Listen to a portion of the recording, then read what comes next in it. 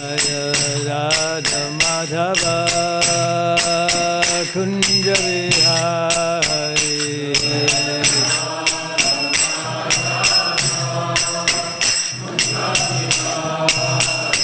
Jaya Radha Madhava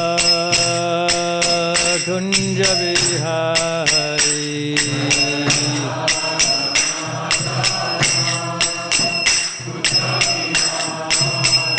Jaya Gopi Jana Balaba Giri Baradhari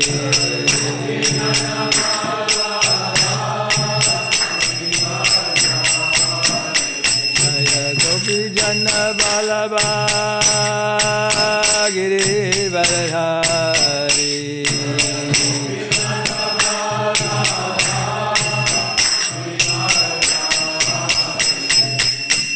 Yasodanandana Brajajana Ranjana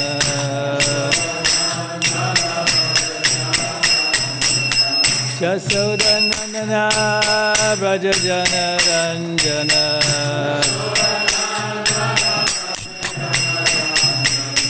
Yamuna Tira Vanachari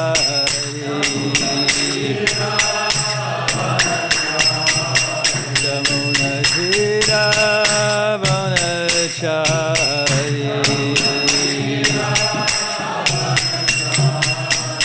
Jaya Radha Madhava Kunja Vihari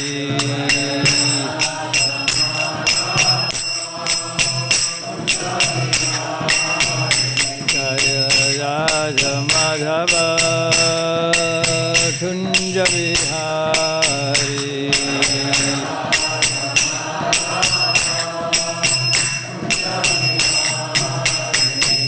Gopi Jana Vallabha Giri Baradhari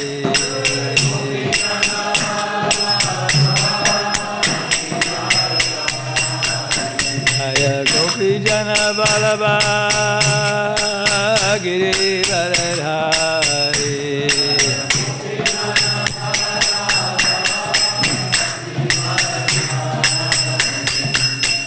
Yasodanandana Brajajana Ranjana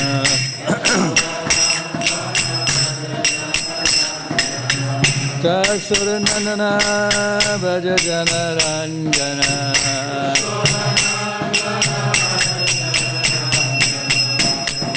Tira Vanachari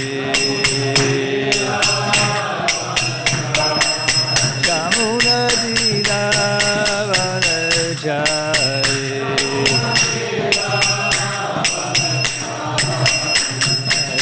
Radha Madhava Kunja Vihari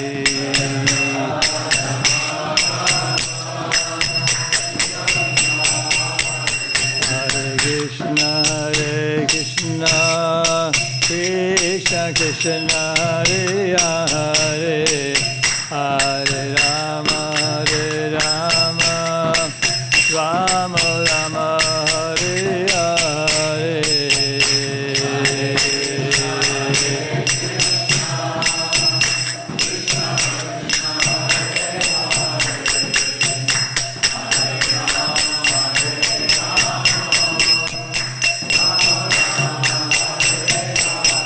Hare Krishna Krishna Krishna Hare Hare Hare Rama Rama Rama Hare Hare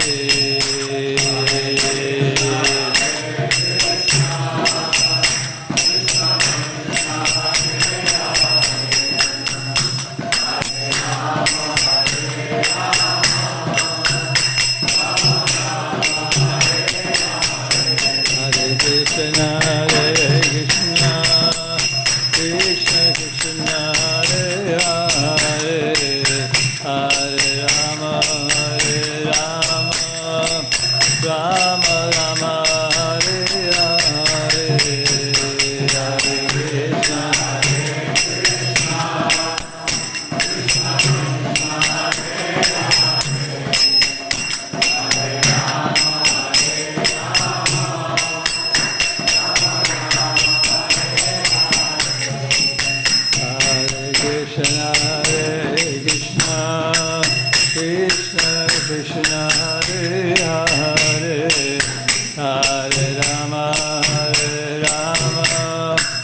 Rama Rama Hare Hare Hare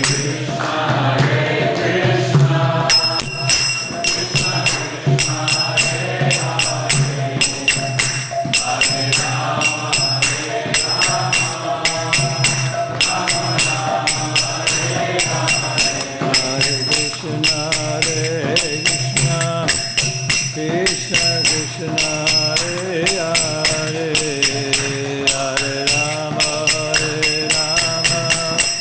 Rama Rama Hare Hare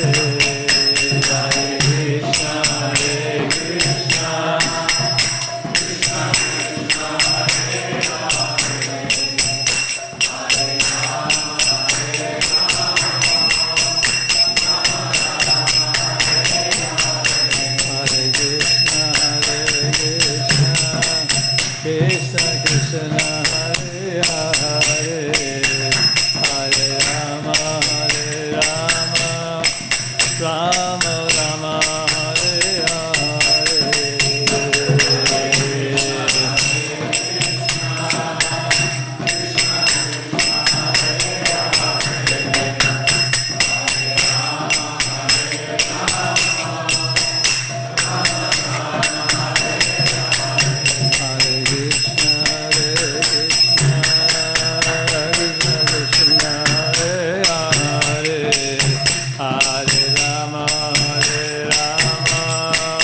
Rama Rama Hare Hare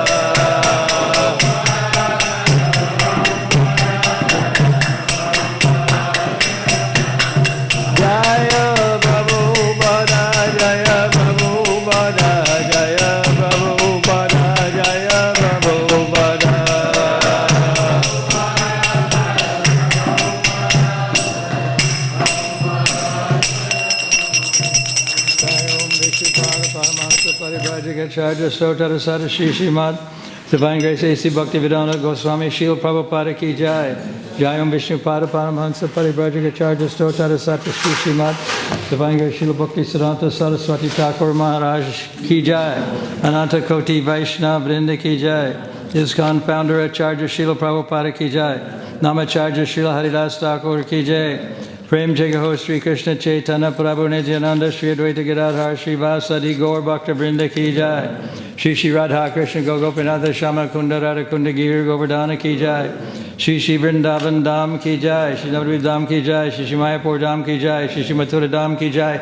Shri Shri Jagannath Puri Dham Ki Jai. Tulasi Devi Ki Jai. Bhakti Devi Ki Jai. Ganga Maya Ki Jai. Jamuna Maya Ki Jai. Gaur Premanandi Hari Hari Bol. Shama Veda Bhakta Vrinda Ki Jai. All glories to the assembled devotees. All glories to the assembled devotees. All glories to the assembled devotees. All glories to Shri Shri Guru and Shri Gauranga. Narayanam Namaskrityam Naram Chaivam Narotamam Devim Saraswatim Vyasam Tato Jayamudidayat Nastaparayeshu Abhadreshu Nitim Bhagavata Sevaya Bhagavati Uttama Shlokir Bhaktir Bhavati Naishtiki. We're reading from the Srimad Bhagavatam today, 3rd canto, 15th chapter, 34th text. Is that on the screen? Yes. First of all, I want to offer my thanks to Ramai Swami for speaking so nicely about Jayananda Prabhu on his disappearance day. I happened to see the recorded video of him, and it was a very wonderful presentation. He's not here now, but I just wanted to say it was a very wonderful presentation. Tad Vam Amusya Paramasya Vaikuntha Bhartaha Karatun Padriksham Iha Tamiha Mandaditum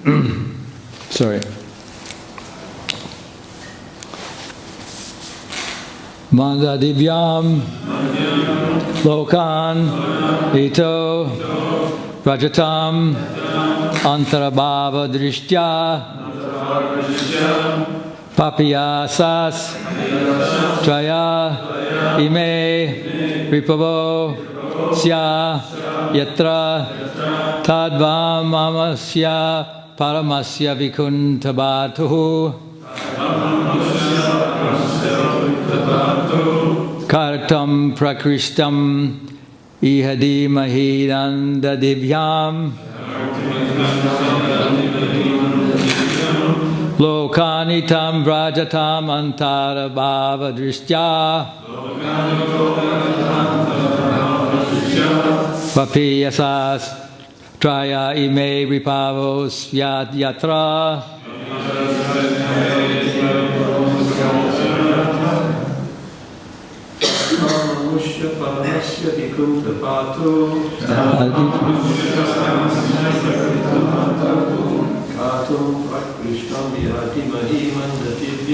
Kartum Vikrashtim Ihadi Mahimanda Hadipyam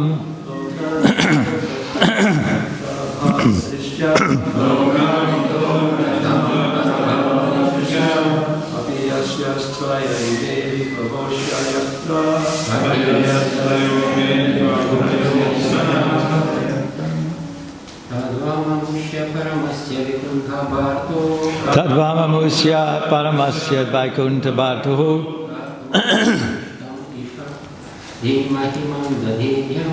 Kartum Prakrishtam Dhamamitam Mitanda Tibyam Lokanito Vrajatam Yantarabhava Trishtya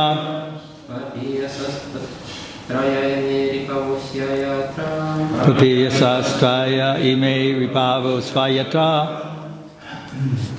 Amamusya Paramasya Vikuntabhatu Amamusya Paramasya Vikuntabhatu Kartum Prikrashtim Ahivaimahi Tamanda Hadipyam Lokanta Vrajatam Antarabhava Vrishya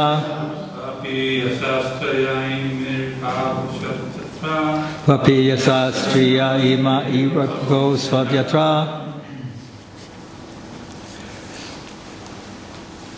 Anyone else? Ladies? Word for word. Tat. Therefore. Vam. Unto these. Unto these two. Amusya. Of him. Paramasya. The Supreme. Vaikuntha Bharatuhu.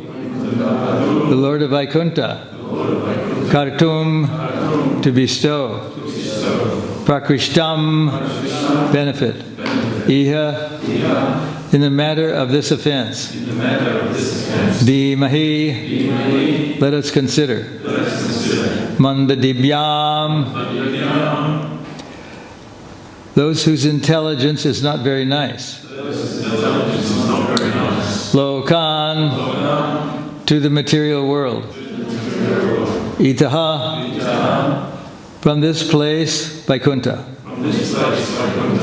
Rajatam. Go. Antarabhava. Duality. Drishtya. On account of seeing. Paptyasasya. Sinful. Trayaha. Three. Ime. These. Ripavaha. Enemies. Asya. Of a living entity. Yatra. Where? Translation by Srila Prabhupada. Therefore, let us consider how these two contaminated persons should be punished. The punishment should be apt, for those benefits, for thus benefit can eventually be bestowed upon them. Since they find duality in the existence of Vaikuntha life, they are contaminated and should be removed from this place to the material world, where the living entities have three kinds of enemies. Purport. The reason why pure souls come into the existential circumstances of the material world, which is considered to be the criminal department of the Supreme Lord, is stated in Bhagavad Gita, 7th chapter, verse 27. It is stated that as long as the living entity is pure, he is in complete harmony with the desires of the Supreme Lord. But as soon as he becomes impure, he is in disharmony with the devotees, with the desires of the Lord. By contamination, he is forced to transfer to this material world, where the living entities have three enemies, namely desire, anger, and lust. These three enemies force the living entities to continue material existence, and when one is free from them, he is eligible to enter the kingdom of God. One should not, therefore, be angry in the absence of an opportunity for sense gratification, and one should not be lusty to acquire more than necessary. In this verse, it is clearly stated that the two doormen should be sent to the material world, where criminals are allowed to reside. Since the basic principles of criminality are sense gratification, anger, and unnecessary lust, persons conducted by these three enemies of the living entity are never promoted to Vaikuntha Loka. People should learn Bhagavad Gita and accept the Supreme Personality of Godhead Krishna as the Lord of everything.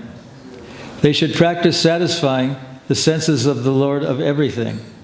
They should practice satisfying the senses of the Supreme Lord instead of trying to satisfy their own senses. Training in Krishna consciousness will help one be promoted to Vaikuntha. Verse again, therefore let us consider how these two contaminated persons should be punished. The punishment should be apt, for thus benefit can eventually be bestowed upon them. Since they find duality in the existence of Vaikuntha life, they are contaminated and should be removed from this place to the material world, where the living entities have three kinds of enemies. So the Kumaras are cursing indirectly the two inhabitants of Vaikuntha Loka, the Jaya and Vijaya, the doorkeepers of Vaikuntha. A key word in this translation is apt. It would have to be apt so that they would return to the spiritual world. As you know, they were given choices of coming to the material world 7 times as devotees and 3 times as demons, and they chose to become demons so that they would return back to Vaikuntha more quickly. And as they were cursed, they tolerated the curse and saw it as fitting. So they were reborn as Hiranyak and Hiranyaksha and Hiranyakashipu, Ravana and Kumbhakarna, and Shishupala Shishupala and Vancha, what's his name? Dantavakra. Dantavakra, yeah, sorry. And so they had to, Krishna used his supreme intelligence to condemn them, at the same time give them the opportunity to come back to Krishna Loka. And it's stated in the verse that sometimes even the residents of Vaikuntha can become contaminated, which indicates that sometimes devotees, it's not very often, but it does happen that devotees can become demons and demons can become devotees. That's the Krishna's supreme intelligence. And the word Buddha or Buddhi is used here in this verse to indicate intelligence. Not so much in this verse, but it's used throughout Prabhupada's writing, Buddhi as intelligence. So intelligence is a very subtle thing, and it's not something that can be measured in terms of mathematical dexterity. It's a kind of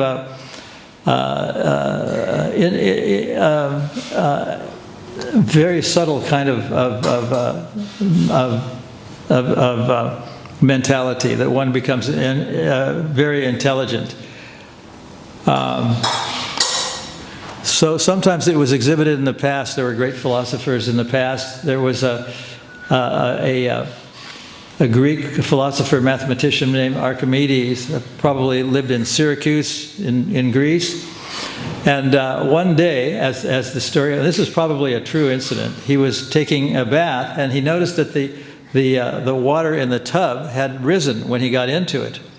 And then he deduced that the water that went up was in weight was equal to his personal weight. And that's when he shouted Eureka, and his discovery became known and had been used for hundreds of years as a foundational aspect of mathematics, chemistry, and physics. So that was a use of intelligence by a great mathematician and philosopher. And that was Archimedes, who ascertained this development. A similar thing happened once. I don't know if this is a true story, but I've heard that Prabhupada had said that one of the kings had asked the minister to weigh an elephant in his kingdom. And the minister said, well, that's not possible to weigh an elephant. And so the king was not satisfied, and that he asked another minister, can you please weigh this elephant? And he said, of course I can do it. He said, it may take a day or two, but I can do it. If you want it done, I'll do it. So the minister found a large rowboat and marked the water level on the outside of the boat when the boat was afloat in the water. And he somehow or other got an elephant to get into the boat, and the boat sunk down, and the water level of the boat raised, and he noted that and marked it as the first one was marked. So he had marked both levels of the boat. His next move was to put weights in the boat. In those days, the iron weights were calibrated, and they were marked. Sometimes they would weigh 1 kilo or 250 kilos or 500 kilos or whatever. And he put the weights in the boat until the water level reached the same level it was after the elephant got in. And then after a while, he coaxed the elephant out. Then he added up the weights of each weight and said that was the weight of the elephant. And the king was satisfied. And so of course, he got a little bit of a higher salary than the other minister because he was using his intelligence, the very subtle intelligence, to find the weight of the elephant, because the king wanted that weight, and therefore he was able to find it. Similar thing happened more recently. I heard this story. I don't know if it's true, but there was a truck driver who was driving along a motorway, and he saw an overpass that said that trucks over a certain height could not go underneath this pass. And he knew that his truck was beyond that. It was about 2.5 centimeters above the limit. And then another truck driver came along and saw this truck stopped along the side of the way before he went over the underpass, and said, "What is wrong? What's the matter?" And he said, "Well, I cannot go any further because the truck I'm driving is too high. And it's just a little bit high, but that's enough. I can't go under it." And so the second truck driver used his intelligence to tell the first truck driver that if you let air out of the tires and you can sink your truck down to the lower level, 2.5 centimeters lower or more, then you can go under the overpass. So he tried that and did that and was able to negotiate his vehicle under the motor pass. Then he filled his tires back up and went along his merry way, happy that he learned how to do it. So it was the intelligence of the second truck driver who advised him what to do. So he uses intelligence, and intelligence is a very subtle kind of phenomenon, and it's described in the Bhagavatam in a probably later a chapter. But what are the constituents? What are the components of intelligence? And one of them is doubt. There are four. Doubt, correct apprehension, misapprehension, memory, and sleep. All of these are contributing to the benefits of intelligence. So what is doubt, and how can doubt be a component of intelligence? When I was younger, about 10 or maybe 11 years old, I was in a circus, and a voice was coming out of a small speaker. The speaker was about 1/5 of a cubic meter, and my father said, "Well, there's a little man inside the box," and if I had used my intelligence, I would have taken the box apart and found out only wires and other electrical devices. But intelligence is also manifest in a person who tries to take apart a watch and see how it's working. That is a form of intelligence. There's another story that I heard that a young man, a young boy about 10 or 12 or 11 years old, was in a classroom, and the teacher said that I want to show you this video, but she couldn't get the projector to work. And so the student said, "Well, I will fix it. I will take it home, take it apart, find out what's wrong with it, and I will fix it." And the teacher was very distraught, and she told him that, "Well, you can't mess around with school property like this." And he said, "That's okay, I'll fix it, and I'll take it back, and it will work."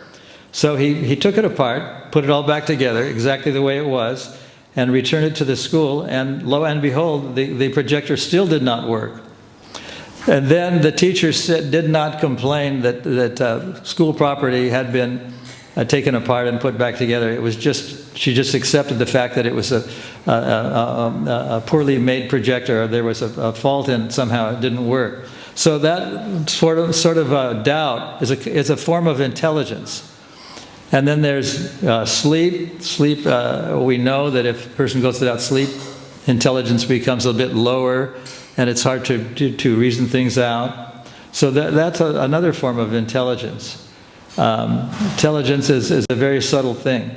So the Kumaras were very intelligent sages, and they detected that it was a wrong thing for them not to be allowed into Vaikuntha by the doorkeepers. The doorkeepers had, in their conception, had violated the principles of Vaikuntha. and therefore they had to be punished. But because they were going to be ultimately returned to their position in Vaikuntha, the punishment was apt. And even though they were very demonic, they had the intelligence to get back to Vaikuntha Loka. And we see in this picture of Lord Nrsingadev on the altar that he is sitting down on the throne of Hiranyakashipu. And he was sitting down on the throne, according to what some people have said in other classes, because that place, that throne, was ultimately a place of Vaikuntha, and Hiranyakashipu would be returned to that place, and therefore he could sit on that throne. And when Krishna dispatched other demons, he was not that kind to them that he would sit on their throne. So that's a part of intelligence too. So intelligence is a very subtle thing, and it can be used by Krishna's representatives, and the great devotees who are advanced in Krishna consciousness, like the Kumaras. So intelligence can be used in various ways to bring people about a happier existence. I think I told this story once, that Giriraj Swami, when Prabhupada was on the planet, was awakened in late morning, and he came to Prabhupada, and Prabhupada didn't say anything, and he said, "Well, why have you summoned me here?" And Prabhupada still didn't say anything, and then Giriraj had asked Prabhupada, "Well, maybe you're here because you're very ill." This was in 1977, probably in about April or May, when Prabhupada was very ill. But he was in Bombay, and then called Bombay, now called Mumbai. And Giriraj asked him, he said, "So if we go to the morning program, and we follow the regular principles, and we chant Hare Krishna and associate with devotees, then everything will be all right and go on as if you are still present physically?" And Prabhupada said, "Yes, that's true." And Giriraj thought, and then he sat for a while, and nothing was said. And as he was leaving, he heard Prabhupada say behind his back, "And use your intelligence and organization." And I asked Giriraj if this is what actually Prabhupada said, and he said yes, Prabhupada did say that. And he was using his intelligence to run a very complicated settlement. The temple in Mumbai was a very complex arrangement, and people from all walks of life had become devotees. Lokanath Maharaj tells the story about how he joined Krishna consciousness. When he came originally, he had the idea that he was going to be sitting down, and on the other side of the desk that he was sitting in front of would be a person who would ask him to take an examination to see if he would be an appropriate person to join the temple. But it wasn't like that at all. As soon as he came in with his papers, Giriraj took the papers from his hand, waved them up above his head, and shouted out to all the devotees, "We have a new devotee! We have a new devotee!" It was very easy. And as a result of that, Lokanath joined the temple and became a fixed-up devotee, and later on became a sannyasi, and headed the Padayatra. So intelligence sometimes is a subtle thing and can't be defined necessarily, but it can be expressed a little bit about what it is and how it's part of life, and its components are mentioned by I think it was Kapila Dev who mentioned this in the Srimad Bhagavatam. It's in a purport, and it's also a verse. It's a component of intelligence. Doubt, misapprehension, correct apprehension, memory, and sleep. They're all important components of intelligence. So I'll read the verse again. "Therefore, let us consider how these two contaminated persons should be punished. The punishment should be apt, for thus benefit can eventually be bestowed upon them." So they were indirectly saying that they would have to be punished, but at the same time, the punishment would not be forever. Once I was at a meeting of Christians and devotee. It was a Christian devotee interfaith kind of meeting. And I asked the person I was sitting next to, I think it was an Oriental gentleman, if one goes to hell in Christianity, if one goes to hell forever and burns in hellfire and brimstone forever, And he said, actually, that's not true. He said, maybe that's said in parts of the Bible, but there's a remedy that the persons don't stay in there forever. They come back to the material world, and eventually they can even go to the spiritual world. So I didn't necessarily believe him, but I did, in a sense, think that he had come on a truth that was not readily available to most people who follow that path. That people don't go to hell forever. They can come back. And that's very similar to what happens in Krishna consciousness. One is punished for hellish behavior, and it's mentioned in the 5th canto of the different types of punishment. But they're not lasting forever. Even though they're very severe, they're not forever. And a person gets another opportunity, a second chance, so to speak, to come back to the material world and eventually go back to the spiritual world. So in a sense, these two gatekeepers were punished, but they were punished. The punishment was apt because they were able to return to their original position as in Vaikuntha Loka. So I'm going to continue reading this verse. Thus, benefit can eventually be bestowed upon them. Since they find duality in the existence of Vaikuntha life, they are contaminated and should be removed from this place to the material world, where the living entities have 3 kinds of enemies. So, of course, the enemies are gone into a little bit in the purport. What are the eternal enemies of Krishna? Lust, anger, and greed. Of course, there are many others too, but they can be returned. So the idea is that hell is not forever. Even if one becomes a demon, it's not forever. Like Vitrasura became a demon. He was Chitraketu, became a demon, and then went back to Godhead. So demons can become devotees, and devotees can become demons. So that's the end of of my talk. Is there any comments or questions about any of this? Anything that I've said, or any of the verse? I can read the verse again. Therefore, let us consider how these 2 contaminated persons should be punished. The punishment should be apt, for thus benefit can eventually be bestowed upon them. Since they find duality in the existence of Vaikuntha life, they are contaminated and should be removed from this place to the material world, where the living entities have 3 kinds of enemies. Actually, there's another purport where Prabhupada says that one should always remember the maximum that one man's food is another man's poison.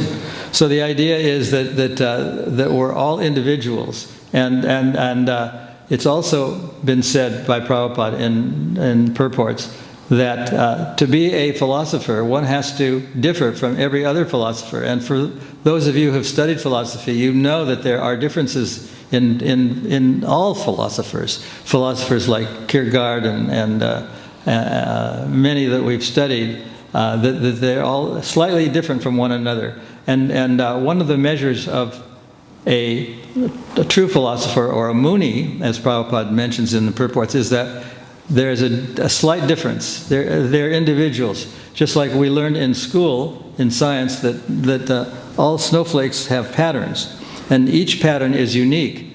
And there are no 2 snowflakes that can be said to have the same pattern. So in the same way, we're all individuals, and we all have our individual opinions and thoughts about things. Even though we may be in Vaikuntha, we have different ways of serving Krishna. And sometimes they become inimical. And in a sense, this whole incident with the Jaya and Vijaya was arranged by Krishna, because in the material world, there are demons, but they don't exist anywhere in the spiritual world. So Jaya and Vijaya had to come to the material world to become demons to satisfy Krishna's desire to fight. So Krishna is, unlike incomplete versions of Krishna or of God, he has his own desires. He even has a desire to fight. So he's not single-dimensional. He's multidimensional, and even has those desires that sometimes are considered ungodly. And so sometimes people who are new to Krishna consciousness are complaining, how can God be all good if there is evil in the world? But the creation of individual freedom is also allowed by Krishna. Krishna allows people to have the freedom to turn away from him. As in the material world, the Ekapad Vibhuti is full of demonic persons who think that we are going to live forever, that we're all going to be cured by medicine, we have better communications, we have better travel, and it's just going to get better and better and better. So Krishna arranges for people to think that way. That's part of Krishna consciousness. So any other points or questions? Yes? Raj, thank you for the class. I was thinking,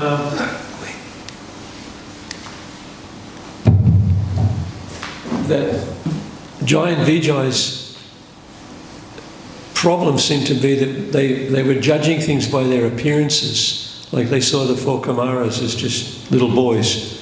So they were judging, that's not appropriate for them to enter Vaikuntha, just based on appearance. And I was thinking in Kali Yuga, more and more we judge things just by appearances. Yes. We tend to judge things by appearances. There's a beautiful person, there's an ugly person, but in Krishna consciousness we don't judge things on appearances. An ugly person can be a great devotee, and a beautiful person can be demonic.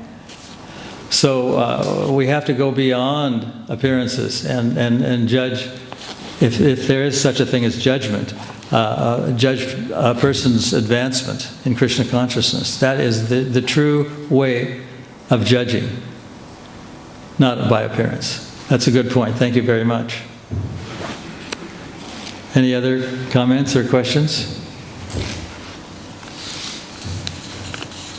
Yes. Thank you for the class. It says the three kinds of enemies were lust, desire, and anger. What's the difference between lust and desire? Well, it's described in the Bhagavad Gita that when lust is not satisfied, one becomes angry. So anger is a kind of further dimension of lust. If lust is not satisfied, one becomes angry, and that's mentioned in the Bhagavad Gita. That's also part of the first American Transcendental Exhibition. It shows that lust unsatisfied becomes anger, and that's the basis of anger. Lust and desire, Yes. What's kind of like the difference between? They're different in that lust means wanting things that one doesn't need, like more money, more sex, more food, and killing animals. That's lust. And anger is manifest. We have the concept of anger control in the material world. Anger is when you unnecessarily hurt somebody or kill somebody or speak words that are very violent. And in the Bhagavad Gita, it is stated that infamy is worse than death. Infamy. Infamy is what happens when people become angry upon other people. The other people become infamous, and infamy for those people, as is said in Bhagavad Gita, they're experiencing a pain that's even worse than dying. That is anger. And so anger is not a good thing, but it does happen occasionally in the spiritual world. It happens even with Krishna. And it happens with, like Hanuman, it was the emblem of anger, because he became angry with Ravana such that he burnt the whole city down of Lanka, where Ravana was ruling. So anger sometimes can be used for Krishna. It's generally not, but it's possible. But anger is not a good thing. It's not something that devotees ascribe to. They learn tolerance. When they should be angry, when someone condemns them, instead of becoming angry, they tolerate it. So anger is considered to be not a good thing.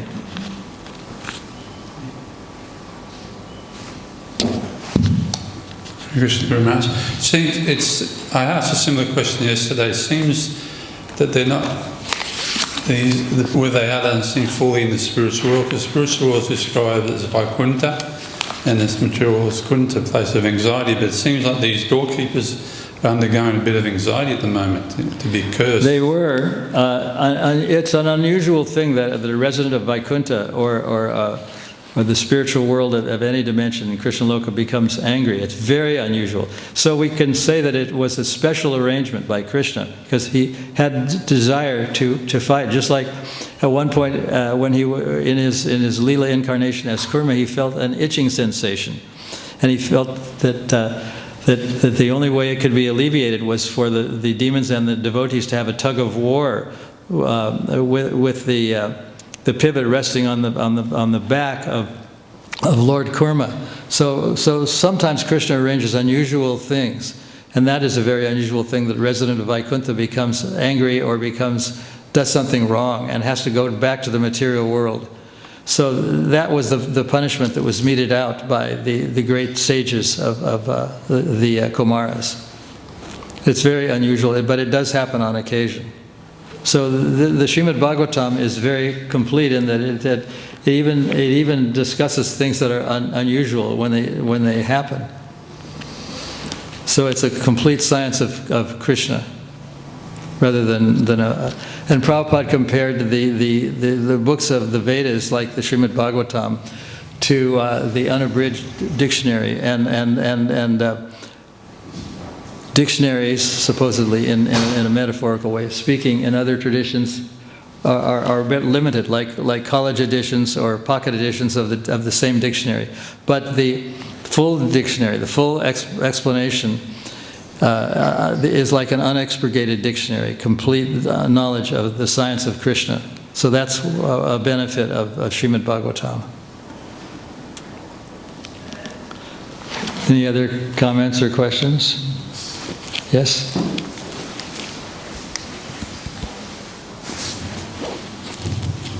Gurmash, it's just a follow-up question of what Lucas asked. So he was wondering what is the difference between desire and lust, because it says there's three enemies in the purport: desire, lust, and anger. But usually it's lust, anger, and greed. So it's it's a little bit kind of vague. What is the difference between desire and anger? Oh, sorry, not anger. Desire and lust. So, with anger is when you intentionally either condemn someone or something, and lust is the desire to have something that you don't have. So there's a difference. So anger is acting upon an impulse, whereas desire, you may not act upon it, but you have this urge to do something or to have something. So it's different because you're not necessarily acting upon it. But with anger, you're acting. Yeah, we're not talking about anger. This is about the difference between desire and lust. So what's the difference? The difference is that desire may not be acted upon, and desire can mean anything that you want. And lust is usually specific things that are not good for you, like meat eating, gambling, intoxication, and that sort of thing. That's what lust is all about. Whereas desire can be anything that you want, whether it's good for you or bad for you. You can have desire to have good things. You can have desire to have bad things, but it doesn't take the form of speaking ill of something or someone. So that's part of what the difference is between desire and lust. I mean, this could be a long discussion. It could go on for many years and many lifetimes, but that's basically the difference. Yes, any others? You had a question? No? Okay. Thank you very much. Srimad Bhagavatam ki jai. Srila Prabhupada ki jai. Srila Mukunda Maharaj ki.